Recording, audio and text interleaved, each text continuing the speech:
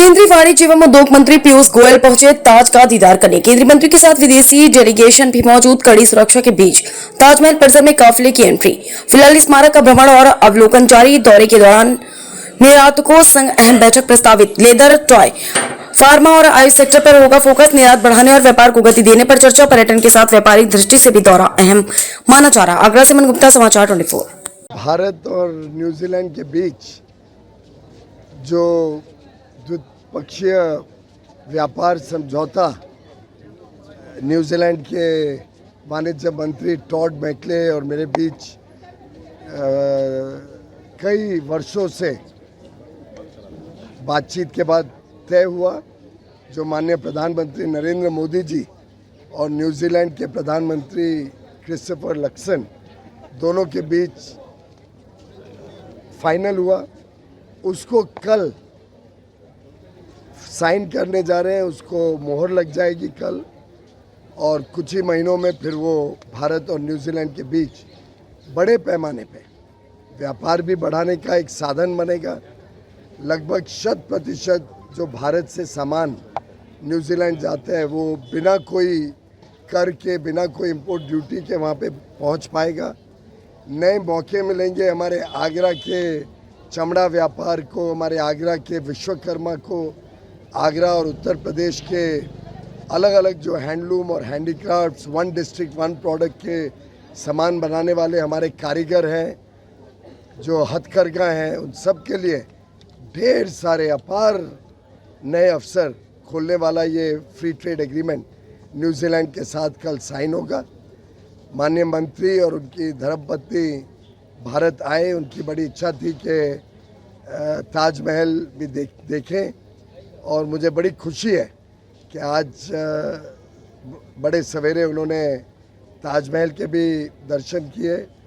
बहुत सुंदर उनका रिस्पांस था, उनका जो रिएक्शन था, उनको बहुत अच्छा लगा ताजमहल।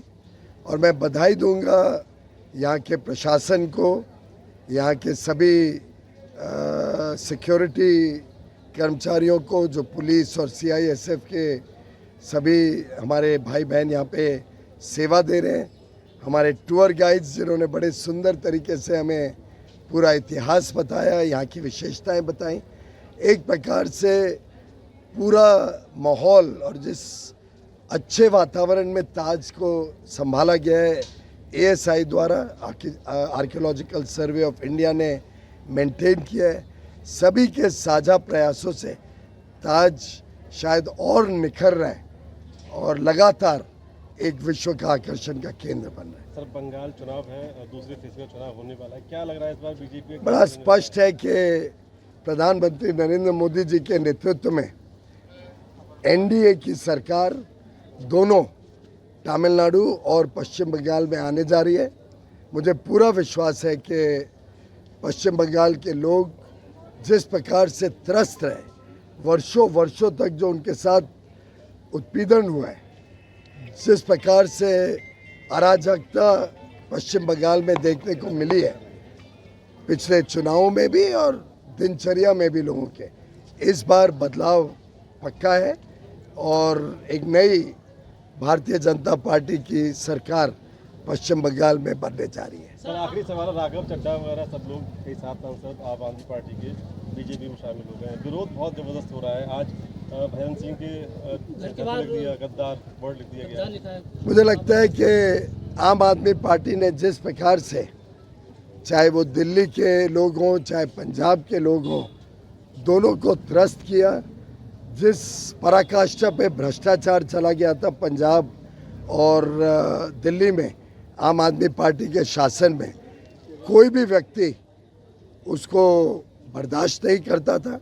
और स्वाभाविक है कि अगर ये सांसदों को लगा कि अब आम आदमी पार्टी के मूल्य खत्म हो गए, सिद्धांत खत्म हो गए, एक भ्रष्टाचारी समूह अरविंद केजरीवाल के इर्द गिर्द बन के रह गया, तो स्वाभाविक है कि इन्होंने पार्टी छोड़ी।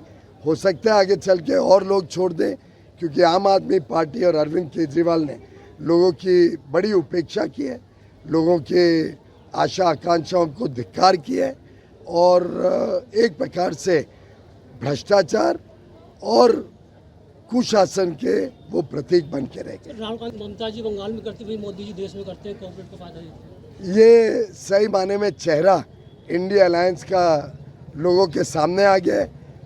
एक तरफ वो तमिलनाडु में कांग्रेस इंडिया अलायंस के पार्टनर डीएमके के साथ है, दूसरी तरफ केरल में उनके विरोध में है और बड़े घिनौनी तरीके से जनता के बीच में एक दूसरे को गालियां देते हैं। पश्चिम बंगाल में एक दूसरे को गालियां दे रहे हैं, एक दूसरे का पर्दाफाश कर रहे हैं ममता बनर्जी और राहुल गांधी जी। और दिल्ली में एकजुट होकर हम जब महिलाओं को, हमारी बहनों को, बेटियों को 33% आरक्षण देने के लिए उनसे अनुरोध करते हैं, तो ये सभी गठबंधन मिलके हमारी बहनों को न्याय और बहनों को राजनीतिक साझेदारी देने से रोक देते हैं। ये दर्शाता है कि इनका कितना बटा हुआ सोच है और कितना बेबुनियाद इनकी अलायंस है।